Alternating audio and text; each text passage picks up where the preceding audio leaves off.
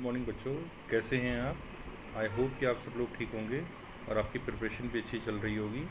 बेटा, आज हम लोग जो हैं अलजेब्रा का next topic complex number discuss करेंगे। और कॉम्प्लेक्स नंबर में मैं आपको पूरी डिटेलिंग में ही बताऊंगा कि इसके बेसिक्स क्या होते हैं। Then we will start the questions, right. तो चलो स्टार्ट करते हैं हम लोग। पहले सबसे पहले मैं आपको ये बताऊंगा कि रियल नंबर क्या होते हैं। रियल नंबर का मतलब होते हैं दुनिया के जितने भी नंबर हैं वो रियल नंबर्स के अंदर आते हैं। और जो नंबर माइनस इन्फिनिटी से प्लस इन्फिनिटी के बीच में होते हैं, जिसमें माइनस इन्फिनिटी या प्लस इन्फिनिटी इंक्लूड नहीं है, उनको हम लोग रियल नंबर्स बोलते हैं। और दुनिया के सभी नंबर जितने हम जानते हैं वो सब इस माइनस इन्फिनिटी से इन्फिनिटी के बीच में आते हैं। इसके बाद आता है इमेजनरी नंबर का कॉन्सेप्ट। इमेजनरी नंबर का कॉन्सेप्ट तब आया जब अंडर रूट के अंदर जो है माइनस में कोई नंबर आने लगा। जैसे कि इस तरह का कोई सिचुएशन आ गई तो हम लोगों ने एक नंबर इजाद किया और उसको हमने बोला कि वो इमेजनरी नंबर है। ठीक है, तो इमेजनरी नंबर को डील करने का तरीका कैसे है। जैसे मान लो एक इक्वेशन थी मेरी, x square is equal to x square plus 2 is equal to 0 था और मुझे इसे सॉल्व करना था। तो मैंने क्या किया, x square is equal to -2 लिखा और एक्स की वैल्यू अंडर रूट में यहाँ पर प्लस माइनस में माइनस ऑफ ये कर दिया। तो अब यहाँ पर प्रॉब्लम ये है कि अंडर रूट ऑफ -2 तो हम जानते ही नहीं है, तो इसलिए हम लोगों ने क्या किया, अंडर रूट ऑफ -1 अलग कर लिया और अंडर रूट ऑफ 2 अलग कर लिया। अंडर रूट ऑफ -1 को तो हम लोगों ने बोल दिया प्लस माइनस जो ये है ये आइटा हो गया और ये हमारा √2 हो गया। तो ये एक तरह से प्लस माइनस √2i इसका आंसर आ गया। ठीक है, तो ये जो कॉन्सेप्ट है जिसमें मैं आई लिख रहा हूँ ना, ये आई जो है इमेजनरी नंबर का पार्ट है। तो अगर हम कोई नंबर इस तरह से लेते हैं जिसमें आई इंक्लूड है तो वो नंबर हमारा क्या कहलाता है, कॉम्प्लेक्स नंबर कहलाता है। तो कॉम्प्लेक्स नंबर के लिए सबसे पहली चीज़ ये होती है कि हमारे पास z is equal to x plus iota y form होनी चाहिए। ये फॉर्म बहुत ज़रूरी होती है, राइट। तो इस फॉर्म में क्या होगा, ये हिस्सा जो एक्स से आपको दिखाई दे रहा है इसी it is called real part, इसे हम रियल पार्ट बोल देंगे। ठीक है, और जो y है जो i के साथ है उससे बोलते हैं हम इमेजनरी पार्ट। ठीक, ये हिस्सा हो गया। तो ये कंप्लीट नंबर, जैसे अगर आप एग्जांपल के तौर पर लेना चाहें तो 3 + 2i, अगर आप कोई नंबर ऐसा ले रहे हैं तो इसमें 3 is called a real part. मतलब आप ये कह सकते हो कि real part of this complex number z is 3 and the imaginary part of this complex number z is 2। तो इस तरह से हमें पता रहता है कि क्या काम करना है। बच्चों अब आगे ये देखते हैं हम लोग कि कॉम्प्लेक्स नंबर जो है z1, जैसे मैंने एक कॉम्प्लेक्स नंबर लिया वो 2 + आइटा y आइटा है, 2 + आइटा ये फॉर्म है, ये a + आइटा b फॉर्म या x + आइटा y फॉर्म कहलाती है। ठीक है, यही इसकी स्टैंडर्ड फॉर्म कहलाती है। लेकिन कई बार क्या होता है, कॉम्प्लेक्स नंबर इस फॉर्म में आ जाता है, जिससे कि अपॉन में आ गया। तो अब इसको हम ये नहीं कह सकते कि ये कॉम्प्लेक्स नंबर की स्टैंडर्ड फॉर्म है। तो इसके लिए मुझे क्या करना होगा, इसके कॉन्जुगेट से ऊपर नीचे मल्टीप्लाई करना होगा। ये मैंने कॉन्जुगेट से मल्टीप्लाई कर दिया, तो मल्टीप्लाई करने से क्या आ जाएगा, 2 - i upon 2 square minus iota square. ठीक है, 2 - i ये रहेगा और ये 4 हो गया। और आइटा स्क्वायर की जो वैल्यू है ना, अब यहाँ से आपको पता लगेगा, क्योंकि मैंने क्या बताया था आपको, मैंने आपको ये बताया था कि जो i होता है वो अंडर रूट ऑफ -1 होता है। अगर आप स्क्वायरिंग बोथ साइड करो तो आपको पता लगेगा कि आई स्क्वायर की वैल्यू -1 होती है। ठीक है, तो इसलिए यहाँ पर क्या करोगे, आई स्क्वायर की जगह -1 रखोगे आप। तो इसलिए मेरा आंसर आ जाएगा 2 - i अपॉन 4 + 1 5। तो ये मेरा एक स्टैंडर्ड फॉर्म हो गया कि Z2 मेरा एक कॉम्प्लेक्स नंबर है 2 - i अपॉन 5। और इसको अगर आप अलग अलग कर दो तो 2/5 माइनस i अपॉन 5, ये आपका कंप्लीट स्टैंडर्ड फॉर्म कहलाता है। ठीक है,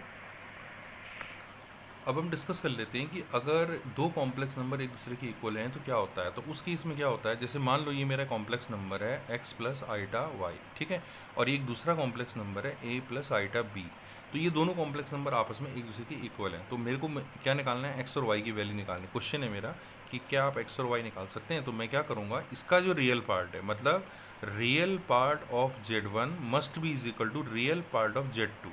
ठीक, तो यहाँ से x is equal to a आ जाएगा और यही मेरा आंसर हो जाएगा, x is equal to a. ठीक इसी तरह से अब आप देखिए, imaginary part of Z1 is equal to imaginary part of Z2। तो Z1 यहाँ Z1 का जो इमेजनरी पार्ट है वो y है और इसका इमेजनरी पार्ट b है, तो y की वैल्यू b हो जाएगी। ठीक, इस तरह से हम इक्वलिटी ऑफ 2 कॉम्प्लेक्स नंबर को डिस्कस कर सकते हैं। तो बच्चों नेक्स्ट चीज़ हमारी ये है कि conjugate of a complex number. तो कॉम्प्लेक्स नंबर का कॉन्जुगेट हम कैसे निकालते हैं। जैसे मान लो मेरे पास z is equal to x + iota y एक कॉम्प्लेक्स नंबर है, तो इसका कॉन्जुगेट निकालने के लिए मुझे क्या करना पड़ेगा, z के ऊपर एक बार लगाना पड़ेगा। ये z bar is a symbol of conjugate of complex number, conjugate of complex number. Complex number, ठीक। तो इस कॉम्प्लेक्स नंबर का कॉन्जुगेट मैं निकाल रहा हूँ, तो इसमें क्या करना है मेरे को, जो आई के आगे साइन है ना वो प्लस का है तो माइनस कर देना है, यानी कि माइनस वाई। लेकिन अगर मान लो मेरा नंबर ही कुछ ऐसा हो, जैसे मान लो z इज इक्वल टू ऐसा हो माइनस एक्स माइनस आई वाई, और अब मुझसे बोला जाए कि इसका कॉन्जुगेट निकालो, तो मैं क्या करूँगा, z bar is equal to आएगा, इस माइनस एक्स में कोई प्रभाव नहीं पड़ेगा, लेकिन जो आई के आगे का जो साइन है वो माइनस है तो प्लस हो जाएगा।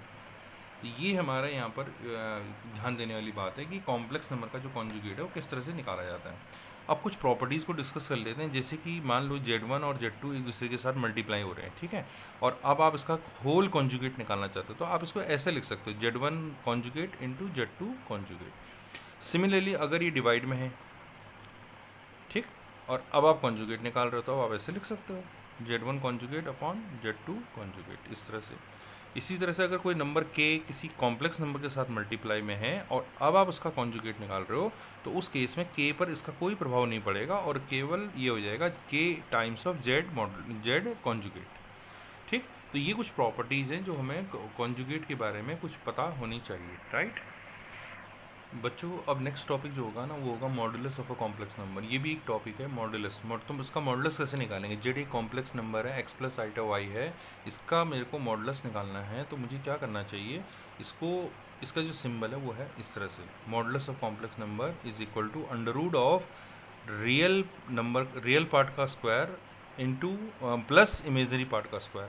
तो इस क्वेश्चन के अकॉर्डिंग जैसे x प्लस आइटा वाई लिखा है मैंने, तो मेरे को लिखना चाहिए x square plus y square. इसमें आई नहीं आएगा, रियल, क्योंकि इमेजनरी पार्ट जब आप बोलते हो तो वाई होता है और रियल पार्ट एक्स है। तो इस वजह से ये आंसर है ये मॉडुलस निकालने का कॉन्सेप्ट। अब इसकी कुछ प्रॉपर्टीज़ क्या हैं, जैसे मान लो Z1 और Z2 दोनों मल्टीप्लाई में हैं और अब आप इसका मॉडुलस निकाल रहे हो, जैसे ये मॉडुलस निकाला आपने, तो आपका आंसर आएगा Z1 modulus into Z2 modulus, इस तरह से। इस यही नियम कानून जो है Z1 अपॉन Z2 की फॉर्म में भी लग जाएगा। Z1 अपॉन Z2 में अगर आप इसका मॉडुलस निकाल रहे हो तो आप Z1 को अलग लिखोगे और Z2 का अलग लिखोगे, ठीक। यही तीसरी प्रॉपर्टी अब लगाते हैं, k टाइम्स ऑफ z है और इसका अगर हम मॉडुलस निकाल रहे हैं तो k पर कोई प्रभाव नहीं पड़ेगा और ये हो जाएगा k टाइम्स ऑफ z, इस तरह से, ठीक।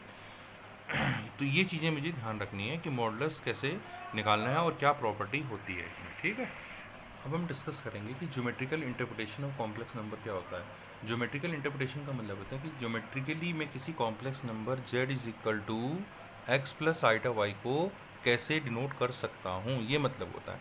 तो इसमें एक चीज़ होती है, इसमें जो ये आपने एक्स वाई सिस्टम बना है इसको हम लोग बोलते हैं रियल एक्सिस और इसे बोलते हैं इमेजनरी एक्सिस। मतलब जितनी भी इमेजनरी नंबर्स होंगे वो वाई एक्सिस के अलॉन्ग जाएंगे और रियल एक्सिस में जो भी एक्स होगा वो रियल नंबर्स के लिए यूज़ होगा, ठीक है। अब इसमें रियल नंबर कितना है, मेरा रियल नंबर मेरा एक्स है, देखो यहाँ पर x is a real number, real part, और वाई जो है इमेजनरी पार्ट है। तो x को अगर हम प्लॉट करेंगे तो रियल एक्सिस में प्लॉट करेंगे और इमेजनरी एक्सिस यानी कि हाइट, ये जो y एक्सिस के अलॉन्ग हम y को प्लॉट करेंगे। और उसके बाद अगर आप ओरिजिन से इसे ना मिला दोगे ना, और ये जो लाइन है जो आपके हाइपोटेन्यूज वाली लाइन है, ये एक्स एक्सिस यानी रियल एक्सिस से जितने भी डिग्री का एंगल बनाती है, इस एंगल को हम थीटा बोलते हैं और this theta is called argument of a complex number. Argument of complex number, complex number बोला जाता है, ठीक, आर्गुमेंट।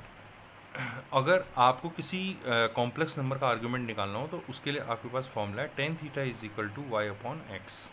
इस फॉर्मूले को यूज़ करके आप आर्गुमेंट निकाल सकते हो। अच्छा, एक चीज़ और, यहाँ पर अगर मैं इस डिस्टेंस को r मान लूँ तो r square is equal to x square plus y square, ये पाइथागोरस थ्योरम मेरे को दे देगा। तो r की वैल्यू आ जाएगी under root of x square plus y square.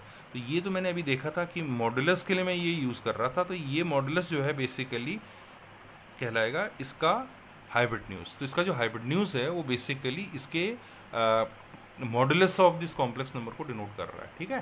तो ये चीज़ आपको क्लियर होनी चाहिए।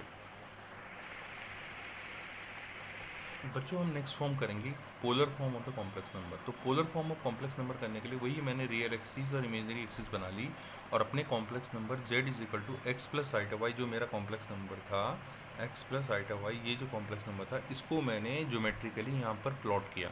तो ये जो रियल एक्सिस है वो ये है, मेरी रियल एक्सिस ये रही, और ये इमेजिनरी एक्सिस है y, और इसने इस ये जो r वाली लाइन है, जो आपको ये हाइपोटेन्यूज वाली लाइन है वो भी, it is making an angle of theta with real axis. ठीक है, तो इससे मेरे पास देखो दो चीज़ें आ गई। एक राइट एंगल ट्रायंगल होने की वजह से मैंने इसमें कॉस थीटा की वैल्यू निकाली बेस अपॉन हाइपोटेन्यूज करके, तो x अपॉन r आ गई, और साइन थीटा की वैल्यू p अपॉन h से y अपॉन r आ गई। तो यहाँ से अगर मैं x निकालूँ तो मेरा x आता है r cos थीटा, राइट, और यहाँ से अगर मैं y निकालता हूँ तो मेरे पास आता है r sin थीटा, राइट।